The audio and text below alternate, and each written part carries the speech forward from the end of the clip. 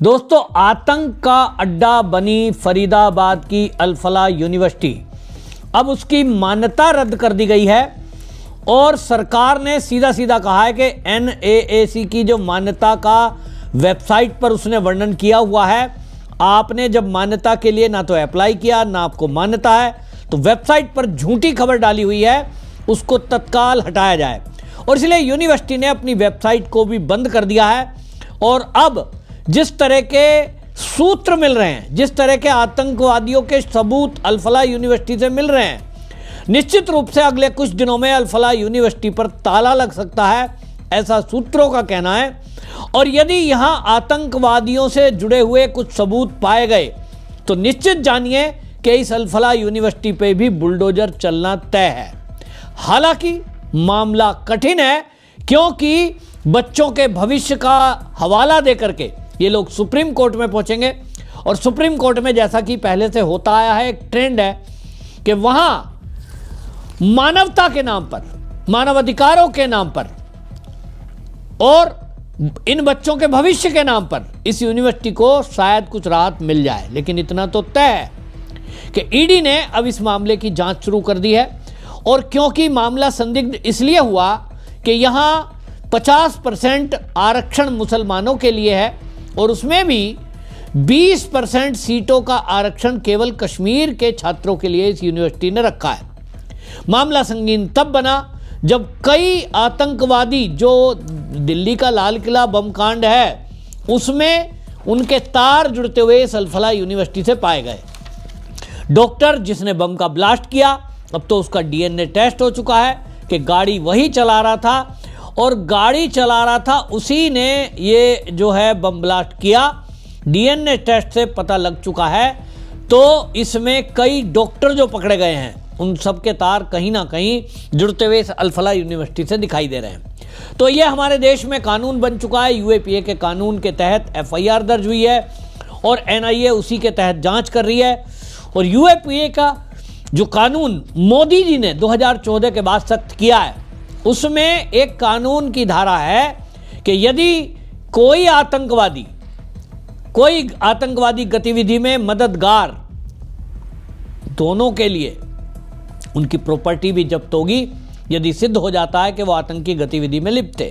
तो निश्चित जान लीजिए कि यदि कोई इस तरह का सूत्र मिला तो ये सब जेल में जाने वाले हैं। डॉक्टर मुजम्मिल ताहिर शकील, ये सीनियर डॉक्टर, ये पकड़ा गया। डॉक्टर शाहीना पकड़ी गई। और इसी में जो कई सारे ऐसे पुलवामा के डॉक्टर थे, उसमें तारिक अनवर, आमिर राशिद, उमर राशिद, ये जो पकड़े गए हैं, इनके तार अल-फलाह यूनिवर्सिटी से जुड़े हुए हैं। और ऐसे में अब ये कहा जा रहा है कि जो ये यूनिवर्सिटी है, इसकी जांच पड़ताल में अभी प्रारंभिक जांच में पता चला है कि 2014 में कांग्रेस की सरकार जब हरियाणा में थी, इसको ज़मीन दी गई बाकी चीज़ें बनाने के लिए और 76 एकड़ में फैली हुई ये यूनिवर्सिटी, इसको शुरुआत में इंजीनियरिंग कॉलेज से इसकी शुरुआत हुई थी। Al-Falah school of engineering and technology 1997 में एक कॉलेज शुरू किया गया। उसके बाद Brown Hill college of engineering and technology 2008 में दूसरी बिल्डिंग शुरू हुई। और फिर इसमें धीरे से MBBS और MD की क्लास शुरू हुई, जो शुरुआत 2019 से हुई।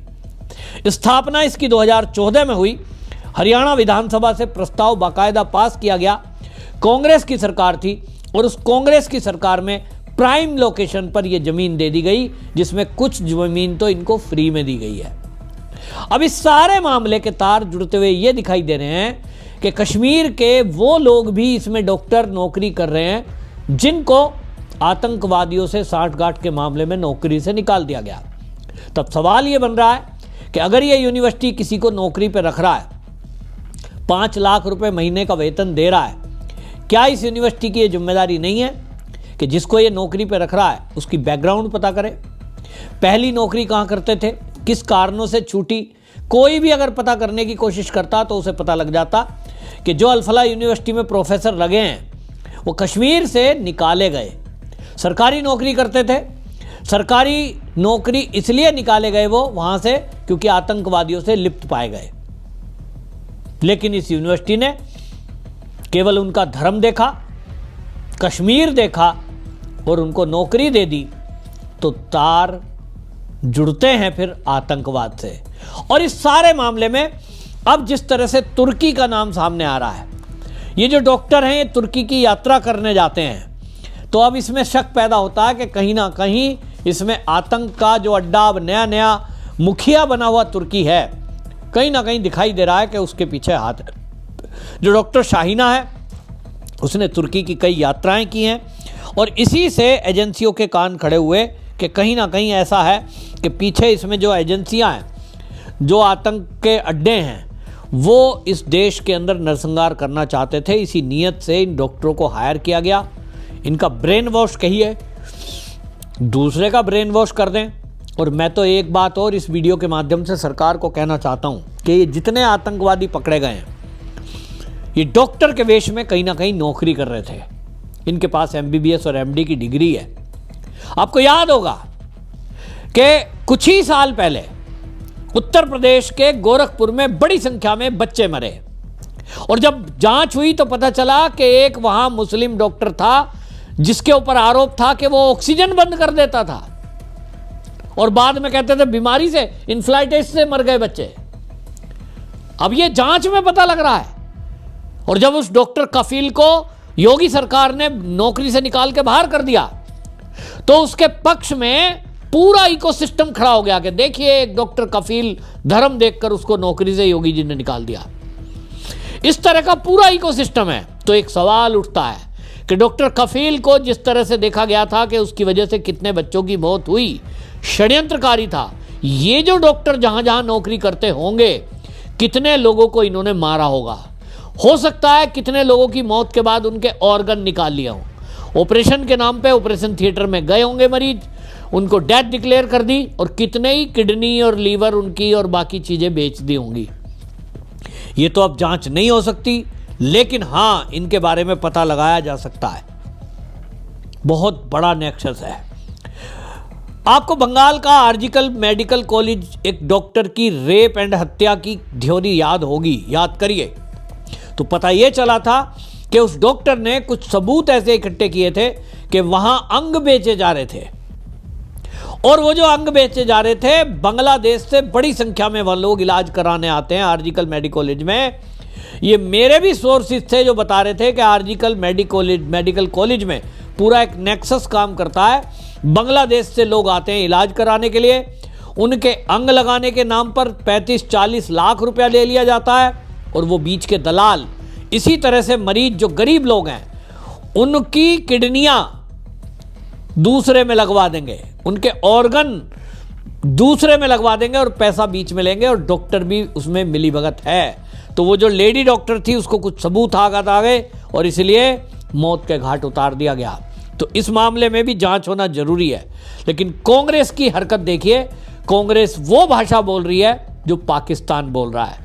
कांग्रेस का पवन खेड़ा ये कह रहा है कि जो वहां 3000 किलो RDX आया वो कहां से आया, जबकि RDX अब किसी ने इस्तेमाल नहीं किया।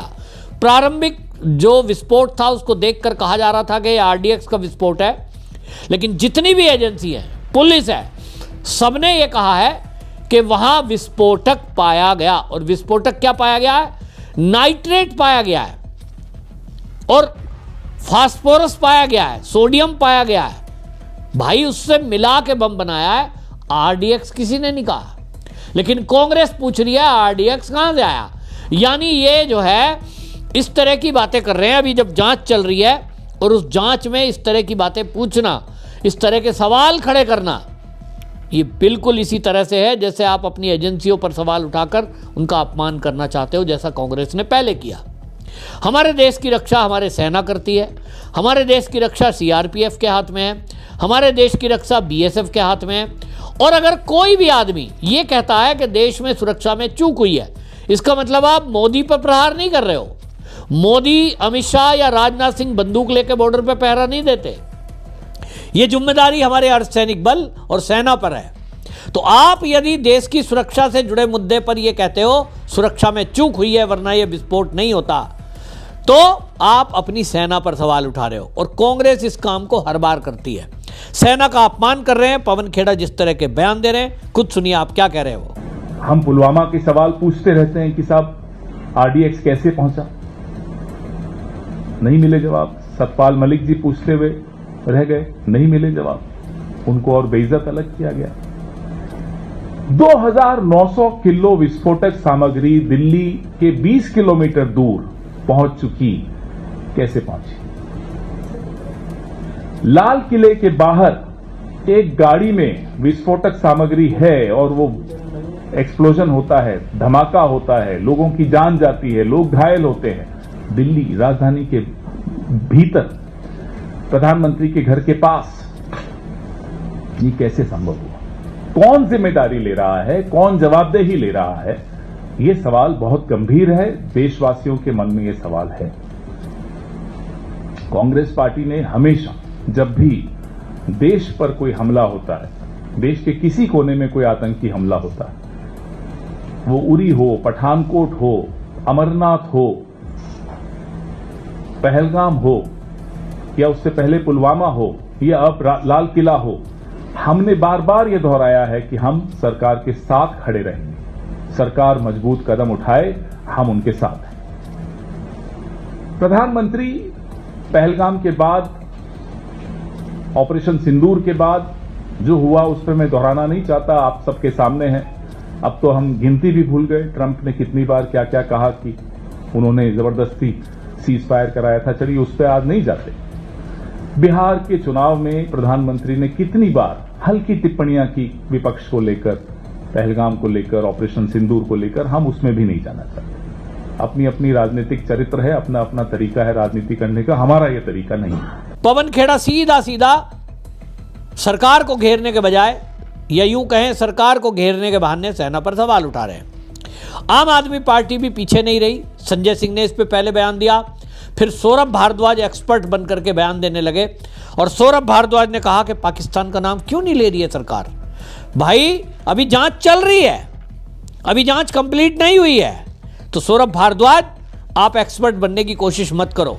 NIA इसकी जांच कर रही है, सेना के एक्सपर्ट इसमें लगे हुए हैं, अर्धसैनिक बल, पूरी दिल्ली पुलिस के मतलब आला अधिकारी, और NIA में भी जो 10 लोगों की टीम है उसमें बेहतरीन सीनियर IPS अधिकारी को जोड़ा गया है, इस टीम में लगाया गया है। तो भाई कुछ घंटे तो बीत जाने दीजिए। आपको इस बात की जल्दी क्या है कि पाकिस्तान का नाम डिक्लेयर हो? आप ये चाहते हो कि पाकिस्तान पे भारत आपके दबाव में चढ़ाई शुरू कर दे, युद्ध हो जाए? युद्ध में क्यों झोंकना चाहता है ये विपक्ष, एक बड़ा सवाल है। और सबसे बड़ी बात, कांग्रेस या आम आदमी पार्टी या समाजवादी पार्टी कोई भी एक शब्द आतंकवाद के विरुद्ध ये नहीं कह रहा कि ये जो डॉक्टर पकड़े गए हैं और डॉक्टरों की भी तलाश की जाए, अल-फलाह यूनिवर्सिटी पे ताला लगाया जाए, उस पर बुलडोजर चला जाए, ये शब्द नहीं बोल रहा कोई भी, केवल सेना पे सवाल उठा रहे हैं। आपकी इस पर क्या राय है इन नेताओं के बारे में? अपनी राय जरूर लिखें, वीडियो शेयर जरूर करें ताकि पता चले देश के अंदर किस तरह से ये राजनीतिक दल षड्यंत्र कर रहे हैं। वंदे मातरम।